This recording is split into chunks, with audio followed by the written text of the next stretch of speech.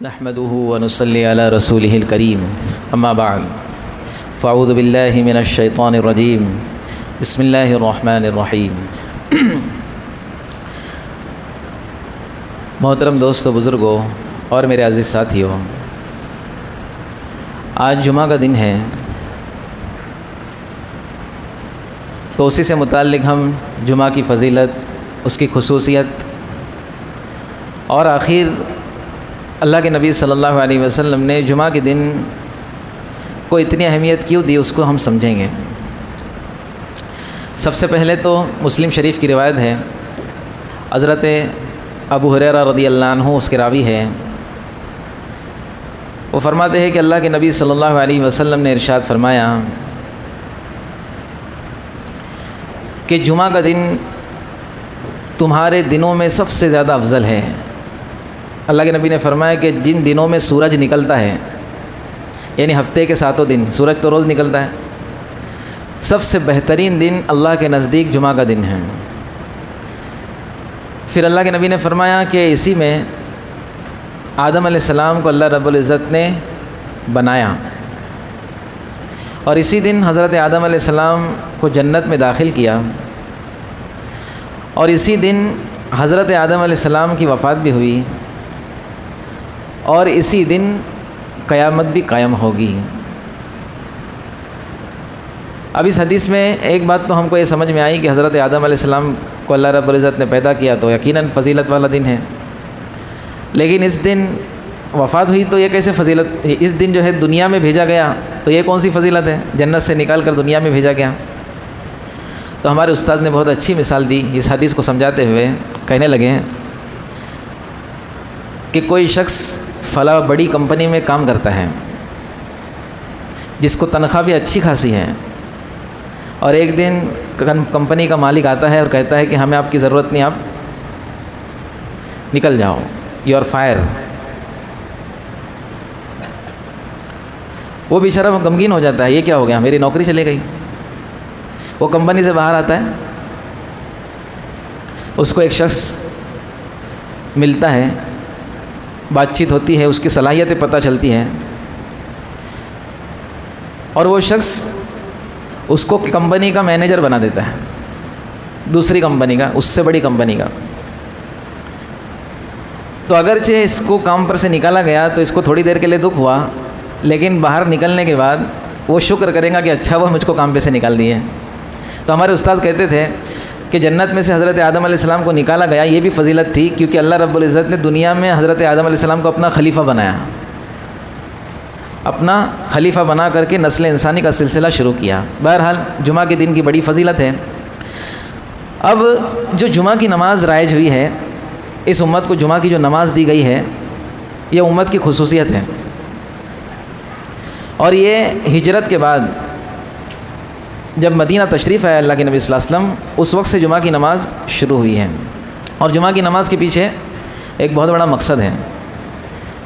مدینہ کے اندر اللہ کے نبی صلی اللہ علیہ وسلم کے زمانے میں اطراف میں مدینہ کے بہت چھوٹے چھوٹے گاؤں دیہات وغیرہ تھے، کل ملا کے 9 مساجد تھی وہاں پہ۔ اللہ کے نبی صلی اللہ علیہ وسلم کے زمانے میں مسجد نبوی کے علاوہ یا مسجد نبوی کو لے کر 9 مساجد تھی، لیکن اللہ کے نبی صلی اللہ علیہ وسلم نے تمام مسلمانوں کو، چاہے وہ دیہات کا رہنے والا ہو، شہر کا رہنے والا ہو، کسی بھی علاقے کا رہنے والا ہو، مدینہ میں تمام کو اس بات کا پابند کیا تھا کہ تم کو جمعہ تو میری مسجد میں پڑھنی ہے۔ اس لیے اللہ کے نبی صلی اللہ علیہ وسلم کے زمانے میں جمعہ جو ہوا کرتی تھی، یہ تمام 9 مساجد کا اجتماع ہوا کرتا تھا۔ تو جمعہ کے پیچھے دوستوں مقصد یہ ہے کہ تمام مسلمان کم سے کم ہفتے میں ایک بار ایک جگہ پر جمع ہو کر اپنی اجتماعیت کا ثبوت دیں، اپنی اجتماعیت کا، اپنے اتفاق کا ثبوت دیں کہ تمام مسلمان کیا ہے، ایک ہے۔ اور پھر سال میں 2 مرتبہ عید کے لیے اللہ کے نبی صلی اللہ علیہ وسلم تمام لوگوں کو جمع کرتے تھے۔ اس کے علاوہ جو روزمرہ کی نمازیں ہوا کرتی تھی وہ لوگ اپنی اپنی مسجدوں میں ادا کرتے تھے۔ تو جمعہ کا مقصد ہے یہ کہ تمام مسلمان اپنی اجتماعیت کے ساتھ ایک جگہ پر جمع ہو جامع مسجد کے اندر۔ جمعہ کا مطلب ہی ہے جمع ہونے کی جگہ، جامع مسجد، جمع کرنے والی مسجد تمام مسلمانوں کو۔ اس کو بڑے بڑے علماء نے بہت تفصیل کے ساتھ کھولا ہے کہ جمعہ کی اتنی اہمیت کیوں ہے۔ بہرحال اللہ کے نبی صلی اللہ علیہ وسلم نے ایک حدیث میں ارشاد فرمایا، سید الایام، جمعہ کو کہا دنوں کا سردار ہے، اور اسی دن قیامت بھی قائم ہونے والی ہے۔ اور جمعہ کے دن ایسی گھڑیاں ہوتی ہے جس میں مومن بندے کی دعائیں قبول ہوتی ہیں، اس کی بھی بات انشاءاللہ آگے آئے گی۔ اب ہمیں کیا کرنا ہے جمعہ کے دن سے متعلق، اس کی ہم تھوڑی جو ہے نا تھوڑا علم اس کا حاصل کرتے ہیں کہ جمعہ کے دن کرنا کیا چاہیے۔ سب سے پہلے چیز اللہ کے نبی صلی اللہ علیہ وسلم کی تعلیمات میں سے یہ ہے کہ جمعہ کے دن ہر ایمان والا غسل کرے۔ ایک حدیث میں فرمایا، غسل الجمعۃ واجبۃ علی کل مسلم، غسل جمعہ کے دن نہانا یہ ہر مسلمان پر واجب ہے۔ لیکن محدثین نے کہا کہ یہاں پر واجب سے مراد یہ ہے کہ اہتمام کے ساتھ اس دن غسل کیا جائے۔ اگر کسی مجبوری کی وجہ سے غسل نہ کیا تو اس کی نماز تو ہو جائے گی۔ اور یہ اتنا اہتمام اس لیے کیا گیا تھا اللہ کے نبی صلی اللہ علیہ وسلم کے زمانے میں کہ اللہ کے نبی صلی اللہ علیہ وسلم کے زمانے میں جب لوگ مسجد نبوی میں جمعہ کے لیے جڑتے تھے تو مسجد نبوی کا حال یہ تھا کہ گرمی کا موسم، مدینہ کی جو گرمی ہوتی ہے، حجاز کی عجیب گرمی ہوتی ہے، اور اس وقت پانی کی بڑی قلت تھی۔ آج بھی ہے لیکن کام چل رہا ہے، اور آج پوری دنیا کے اندر پانی کی قلت ہے۔ جیسے ہمارے بنگلور کے اندر بھی اب یہ مدعا چل رہا ہے کہ گرمی آئی بھی نہیں اور پانی ایک دم ختم ہو گیا، بڑے پریشان ہیں لوگ۔ اللہ سے دعا ہے کہ اللہ رب العزت ان کی پریشانیوں کو دور کرے اور ہم پر بھی کبھی ایسے حالات نہ آئیں۔ تو صحابہ کرام جب جمعہ کے لیے جڑتے تھے اور پانی کی قلت تھی تو ہر صحابی غسل نہیں کر پاتے تھے، اور اس زمانے کے اندر غربت تھی تو اون کے کپڑے پہنتے تھے۔ کس کے؟ جو بھیڑ کی کھال ہوتی ہے، مینڈا بولتے ہیں ہم جس کو، اس کے کپڑے پہنا کرتے تھے۔ گرمی کا موسم، وہ کپڑے غسل نہیں کیے ہوئے تو اللہ کے نبی صلی اللہ علیہ وسلم نے محسوس کیا کہ تمام لوگوں کو جمع ہونے کی وجہ سے ایک بدبو آئی۔ تو اللہ کے نبی صلی اللہ علیہ وسلم نے حدیث فرمائی کہ غسل کرنا تم پر ضروری ہے، غسل کر کے ہی آنا۔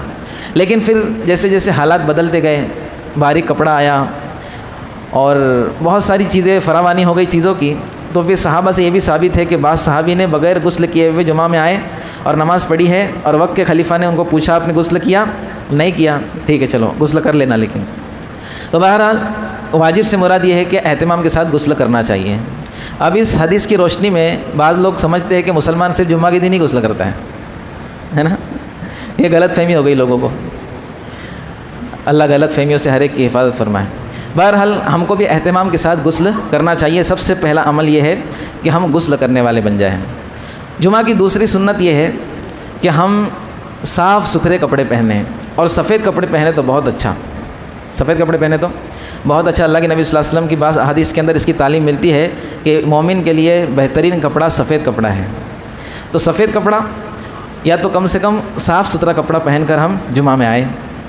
اسی طرح تیسری سنت یہ ہے کہ عطر لگا کر آئیں، خوشبو کا استعمال کریں۔ اللہ کے نبی صلی اللہ علیہ وسلم کو خوشبو بڑی پسند تھی۔ اللہ کے نبی صلی اللہ علیہ وسلم نے ایک حدیث میں فرمایا 3 چیزیں مجھے دنیا میں پسند ہیں، اس میں سے ایک چیز خوشبو بھی ہے، اور اس کی وجہ یہ ہے کہ اللہ کے نبی نے فرمایا کہ میرے پاس فرشتے آتے ہیں اور فرشتوں کو بھی خوشبو پسند ہے، اور بدبو سے اللہ کے نبی صلی اللہ علیہ وسلم کو سخت نفرت تھی، اور اس کی بھی وجہ بتائی کہ فرشتے میرے پاس آتے ہیں اور بدبو فرشتوں کو بھی پسند نہیں ہے۔ اور عطر لگانے سے متعلق اللہ کے نبی کی یہ بھی تعلیم ہے کہ جمعہ کے دن اپنا عطر لگا کر آئیں۔ نماز کے بعد لے آئیں گے ہے کیا؟ ایسا نہ ہو۔ اللہ کے نبی نے فرمایا اپنا عطر لگائیں۔ پھر اور ایک سنت بتائی کہ اپنا تیل لگا کر آئیں۔ تیل لگانا بھی جمعہ کے دن، ایسے تو ہمیشہ روزانہ لگانا سنت ہے، اللہ کے نبی صلی اللہ علیہ وسلم اکثر تیل لگایا کرتے تھے، بلکہ اللہ کے نبی صلی اللہ علیہ وسلم کے بارے میں تو آتا ہے اتنا تیل لگاتے تھے آپ صلی اللہ علیہ وسلم کہ جو ٹوپی اور صافہ ہوتا تھا اللہ کے نبی صلی اللہ علیہ وسلم کا، اس کے نیچے ایک رومال نما ایک کپڑا ہوتا تھا، وہ اللہ کے نبی صلی اللہ علیہ وسلم پہلے کپڑا رکھتے تھے، پھر ٹوپی، اور پھر اس کے اوپر صافہ ہوتا تھا، اور وہ کپڑا تیل سے بالکل ایک دم بھیگ چکا ہوا ہوتا تھا۔ یہ بھی اللہ کے نبی صلی اللہ علیہ وسلم کی سنت ہے۔ تو اتنا تیل لگاتے تھے اللہ کے نبی صلی اللہ علیہ وسلم سر کے اندر۔ تو تیل لگانا جمعہ کے دن خاص یہ سنت عمل ہے، تو تیل لگا کر بھی آنا چاہیے، اور اپنا تیل کی اس کے اندر اللہ کے نبی صلی اللہ علیہ وسلم نے تعلیم دی ہے۔ اسی طرح جمعہ کے دن ایک حدیث کے اندر فضیلت آئی ہے کہ جو شخص صبح سویر سے مراد جلد از جلد، جتنا جلدی ہو سکے اپنے کاموں سے فارغ ہو کر جلد از جلد آئے، اور امام سے جتنا قریب ہو سکے اتنا قریب ہو کر بیٹھے، اور دھیان توجہ سے خطبہ سنیں، اور اس دوران کوئی لغو کام نہ کریں۔ اللہ کے نبی صلی اللہ علیہ وسلم کی مسجد کے اندر ایسے قالین بچھے ہوئے نہیں ہوتے تھے، بلکہ कंकरियाँ बिछाई हुई गई थी। तो कंकरी से भी ना खेले, मतलब यहाँ वहाँ उसको ना करें।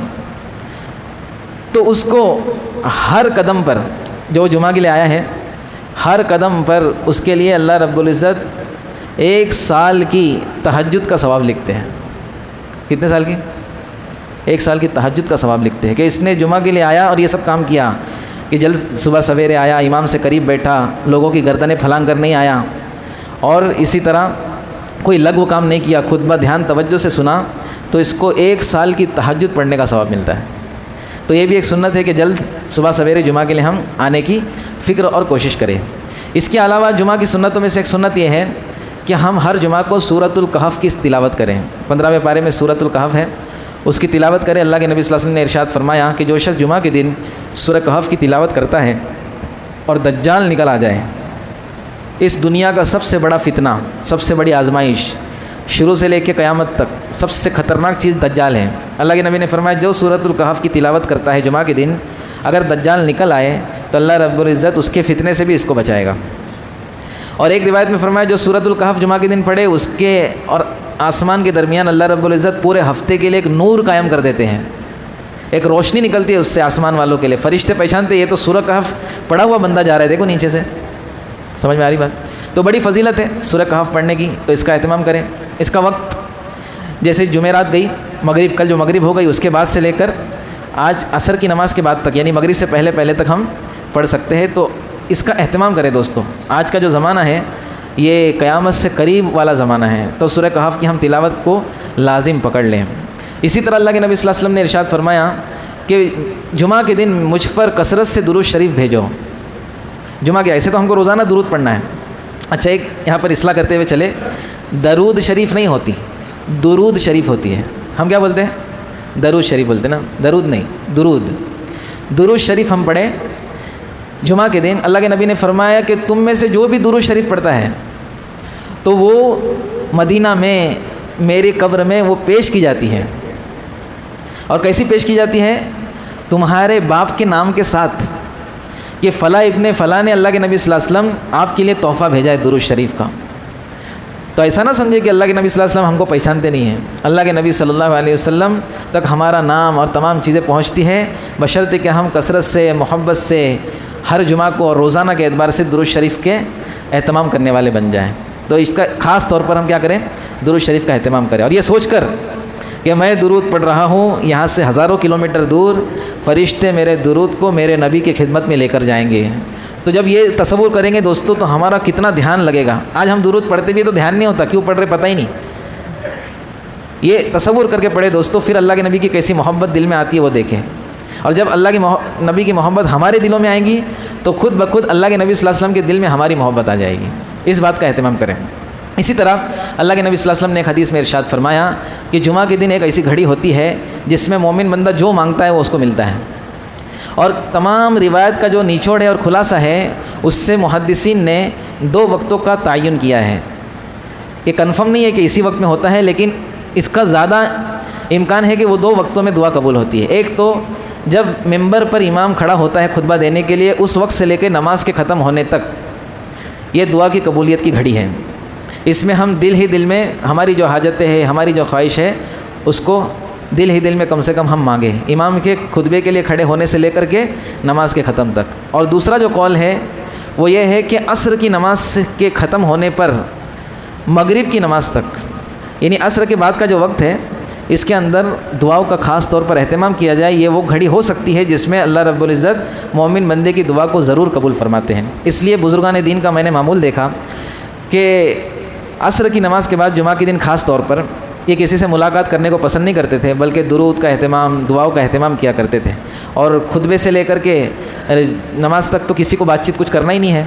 तो इसका एहतमाम करें, हम अपनी ख्वाहिशात को उस वक्त के लिए, हमारी दुआओं को उस वक्त के लिए मौखर करें कि मैं इंशाअल्लाह उस वक्त दुआ करूँगा। तो इस बात की अगर फ़िक्र करेंगे तो हमारी जो है दुआएँ भी क्या होंगी? कबूल हो जाएंगी इंशाअल्लाह। इसी तरह अल्लाह के नबी सल्लल्लाहु अलैहि वसल्लम जुमा के दिन जो है सहाबा किराम को इस बात का एहतमाम करने लगाते थे कि दुनियावी कामकाज कम से कम किए जाए, दुनियावी कामकाज कम से कम किया जाए, कम से कम जुमा की नमाज तक। इसीलिए जब जुमा के लिए अजान दी जाए तो अल्लाह का हुक्म है कि कारोबार छोड़ दो। कारोबार क्या कर दो? چھوڑ دو، اور جمعہ کی نماز جب ہو جائے فانتشروا فی الارض وابتغوا من فضل اللہ، جمعہ کی نماز ہو جائے تو پھر تم کو اجازت ہے کہ جاؤ کاروبار کرو، اللہ کے فضل کو یعنی روزی کو تلاش کرو۔ تو ہم اپنے آپ کو کم سے کم اس بات کا پابند بنا لیں کہ جمعہ کے دن جمعہ کی نماز سے پہلے کچھ اعمال کی پابندیاں کر لیں، پھر عصر کی نماز کے بعد کچھ پابندیاں کر لیں بیچ میں، اور پھر مغرب کے بعد انشاءاللہ ہم جو ہے کاروبار وغیرہ کے اعتبار سے اپنی ترتیب بنا سکتے ہیں۔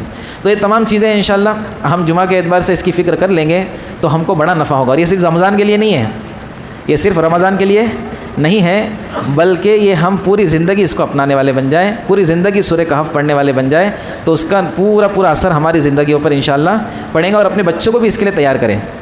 اپنے گھر میں اتنا اہتمام ہو نا سورہ کہف کا، درود کا، دعا کا، کہ ہمارے بچے کے سمجھنے پر مجبور ہو جائے کہ جمعہ کا دن اس میں کچھ نہ کچھ تو خاص بات ہے، اس میں کچھ نہ کچھ تو ہے، جبھی تو اتنا اہتمام کیا جاتا ہے، تو اس کی ہم فکر کر لیں۔ ابھی آج انشاءاللہ مسائل کی مجلس نہیں کرتے، ورنہ کفارے کے بارے میں نے پڑھ کر آیا تھا کہ کفارہ کیسا ہے، کتنا دینا چاہیے، کس پر ہوتا ہے، انشاءاللہ کل اس کی بات چیت کریں گے۔ اللہ رب العزت ہم سب کو کہنے سنے پر عمل کی توفیق دے۔ سبحان اللہ بحمدہ، سبحانک اللہم وبحمدک۔